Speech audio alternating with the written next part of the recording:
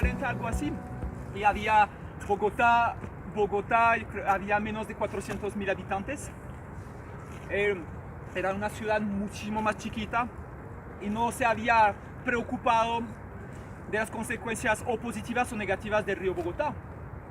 Entonces era evidente que a medida que se ha construido, que se ha rellenado humedales, pues finalmente hemos generado, yo creo, como siempre, ¿no? Nuestros propios problemas de gestión, finalmente de ordenamiento. A impermeabilizar con la ciudad hemos llegado efectivamente a generar mucha corriente que no existía antes. Pensar que antes de la ciudad, cuando estaba lloviendo, sencillamente teníamos suelos naturales, teníamos espacios en capacidad de recibir las aguas y de una cierta manera o superficial o en profundidad secuestrar esa agua, conservarla y permitía efectivamente que el río Bogotá tenga una alimentación natural clásica a lo largo del año.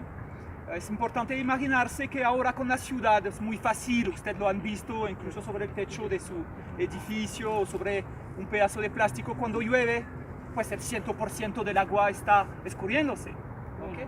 En una parte, si nos imaginamos la sabana virgen, hay una diferencia colosal, es que el agua no se escurría tan rápidamente. Cuando hablamos de modelización del agua, generalmente estamos diciendo que un terreno naturero, 80% de las aguas se quedan secuestradas en el suelo. Entonces no va fácilmente hacia el río como tal, se va poco a poco. ¿Okay? Es un tema de, realmente, cuando estamos en una ciudad es totalmente al revés. El 80-90% de las aguas se van a escorrentía. Entonces se imaginan que al principio cada lluvia, incluso muy fuerte, un aguacero muy fuerte, tenía un caudal, generaba caudales bajos, pero durante un tiempo largo. Ahora con la ciudad estamos generando caudales enormes, pero durante poco tiempo. Eso cambia mucho y eso influencia muchísimo el tema de la inundación como tal. ¿Okay? Es ese tema que yo creo que sí, todos estaban aquí en Bogotá, yo creo en 2010-2011, o en Colombia por lo menos. Entonces todo lo que hemos vivido a esa época, yo también, entonces estaba por aquí, era efectivamente una consecuencia directa del tema de la impermeabilización que estamos viendo. Es un tema clásico, no estoy hablando aquí especialmente de Bogotá o de la sabana, sino que cualquier ciudad en el mundo, hablemos de Barranquilla si quieren, tenemos efectivamente un real problema de gestión de las aguas cuando todo está impermeabilizado. Pues es un primer tema que hay que ver para explicar cómo el río y por qué hemos hecho lo que hemos hecho sobre el río Bogotá finalmente. El segundo tema, finalmente, culpa de los abuelos de Diana, hubo una idea genial para sostener el crecimiento de la ciudad de Bogotá, es ir a buscar las aguas dentro de Chingaza.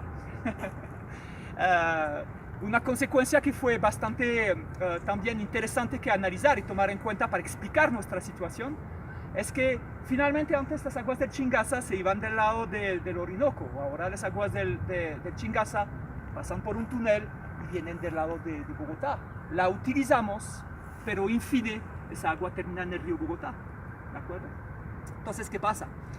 Pasa que si tenemos un río que funciona clásicamente, naturalmente, funciona cuando llega el río Bogotá, cuando llega a Girardot, tiene 30 metros cúbicos por segundo en promedio.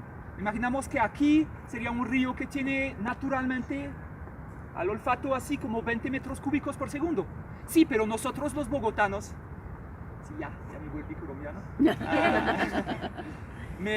pues lo que estamos haciendo esencialmente es también utilizar 20-23 metros cúbicos de agua diariamente, por segundo. Lo que hacemos entonces es llevar al río Bogotá el doble del caudal que él, en su forma natural, estaba recuperando. Importante de ver eso, que en esas condiciones, cuando llueve, entonces tenemos picos caudales muy importantes que se van a dirección del río Bogotá, y diariamente, todos los días, losa después de la losa, después de lavar nuestra ropa, llevamos cada segundo 23 metros cúbicos de agua al río Bogotá. Entonces, evidentemente, el río Bogotá hoy en día recibe, que sea en periodo de lluvia o en periodo de sequía, recibe por lo menos el doble del caudal que normalmente está acostumbrado históricamente de manejar. ¿Ok? Ven en esas condiciones que la presencia de Bogotá aquí tiene una consecuencia o dos consecuencias. Entonces, para el río Bogotá es de llegar a una situación en la cual le estamos entregando las aguas que nunca jamás en su historia había recibido. La realidad es que de manera contemporánea, lo que es el río Bogotá, con todo el agua que le entregamos, de manera voluntaria o involuntaria, en caso de lluvia, pues vemos que el río Bogotá pues no está en capacidad sencillamente de recibir eso. ¿Ok? Así que ¿qué? Pues desborda, las aguas residuales generan mucha materia orgánica, entonces sedimentan en el río Bogotá, lo que no pasaba antes, y llega a una situación cada vez que cada año pasa, tenemos más sedimentación, menos espacio en el río Bogotá y más agua que llega al río Bogotá. 2010-2011 fue efectivamente en términos de lluvia totalmente excepcional. ¿Okay? El IDEA nunca jamás había registrado tanta lluvia en Colombia, además de eso. Nunca jamás, en 50 años de medición, nunca jamás tuvimos lluvias así. Pero definitivamente nos damos cuenta que no necesitamos lluvias excepcionales para generar efectivamente una situación excepcional y extraordinaria para el río Bogotá. Diariamente ponemos el río Bogotá en una situación excepcional. ¿Okay? Ese es un tema que hay que bien visualizar. Entonces, cuando pasa eso, y no pasó en un año, no pasó en 2010, 2011, finalmente fue la última reacción que tuvimos como sociedad vía la CAR de Cundinamarca de generar un proyecto que se llamaba Adecuación del río Bogotá.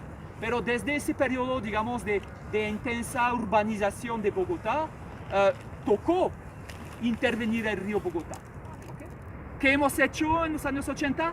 Cortamos muchos meandros del río Bogotá. Entonces, lo que se pueden imaginar sobre el río Bogotá antes de los años 60 era no un río tal como lo conocemos, para nada. Era un río que tenía meandros, y meandros, y meandros en toda parte. Si van en Google Earth y que miran efectivamente el río Bogotá, van a ver meandros. Pero si prestan una atención particular sobre Google Earth y que piensan a buscar a lo largo del río Bogotá, van a ver una cantidad increíble de madreviejas, es decir, meandros olvidados, cortados, pero que tenían una manera de circular en la sabana que era increíblemente larga. ¿Okay? Hemos cortado en los años 80 para permitir efectivamente este tema de evacuación de las aguas. Pues la consecuencia llegó en 2010-2011, pensábamos que era suficiente tener un canal derechito, lo más derechito posible para poder evacuar las aguas, y lo que ha pasado sencillamente es que este canal en tiempo seco ha acumulado mucha materia y sencillamente cuando llegó las lluvias que nunca jamás habíamos medido, pues el cauce del río Bogotá no aguantó, ¿okay? Y todo desbordó, sino que definitivamente el factor de adaptación hace que el sistema se equilibra, ¿okay? Es decir, que si hay plantas y si hay meandros, permitirá efectivamente al río Bogotá de estar más equilibrado en su funcionamiento. Mire, primero vamos a decir que eso es la cuenca media, ¿okay? Es nuestro paisaje, Puente La Virgen, y allá escondido entre las montañas tenemos Alicachín, antes que baje las compuertas de Alicachín, antes que baje al salto de Tequendama. Pero vamos a hacer como un zoom, ¿okay? Entonces tenemos el río Bogotá que a ciertos momentos hacía eso. Okay. Les puedo hacer un perfil extendido, es decir, que el río Bogotá circulaba por aquí. Entonces, imaginemos de manera muy matemática, muy aritmética, si aquí teníamos una altitud de 1 metro, o 3 metros, si quieren. 3 metros. Y aquí tenemos una altitud de 0 metros. Okay. Entonces, imaginemos que esa pendiente entonces de 3 metros, ¿okay? Es más o menos lo que el río Bogotá pierde en la sabana, ¿de acuerdo? Entre allá y allá son 3 metros de altura que se baja. No es nada, el río es plano, ¿ok? Pero es importante de saber por qué justamente hay meandro, porque justamente cuando es plano, el agua se desvía, busca su camino un poquito por aquí, un poquito por allá, ¿ok? Y finalmente porque no hay la pendiente que la está guiando, ¿ok? La absencia del pendiente genera finalmente el meandro como tal, ¿ok? Pero lo que es más interesante es que, por ejemplo, aquí la altura, para hacer cálculos sencillos, es de 1,50 m, ¿ok? Pero para llegar a este 1,50 m, el río Bogotá hizo este recorrido. Para llegar a 3 metros hizo este recorrido. Digamos que eso, para decirlo así, eso fue, pongámosle 60 kilómetros, ¿ok? Para hacer eso, ¿ok? Evidentemente ahora me van a entender. Si evidentemente yo digo como ingeniero, no, voy a cortar el meandro para evacuar todas esas aguas que me va a molestar, ¿qué voy a hacer? Voy a hacer eso. ¿Ok? Pero resulta en este caso que con este meandro gigantesco, es una imagen, obviamente hemos cortado muchos meandros, mi recorrido no es de 60 kilómetros, sino que ahora, estoy bromeando, evidentemente es para llamarle la atención, el recorrido es de 40 kilómetros. Y ahora no estoy perdiendo 3 metros de altura en 60 kilómetros, sino en 40. Significa que la pendiente del río que antes estaba así, ¿okay? Ahora, si hago el dibujo, es así. Eso genera muchas dificultades en términos de gestión del agua. El cambio de la pendiente del río Bogotá ha generado erosión, ha generado cambios de sedimentación, ha cambiado muchísimos temas en el funcionamiento, ¿ok? Y lo puedo pasar en temas que son en otros ríos más caudalosos en Colombia, se ve aún peor, ¿ok? Lo que generaba entonces también otro tema. Antes cuando se inundaba así, ¿ok? Y ahora cuando se inunda así. Pues nos falta todo este espacio para aguantar la inundación, ¿ok?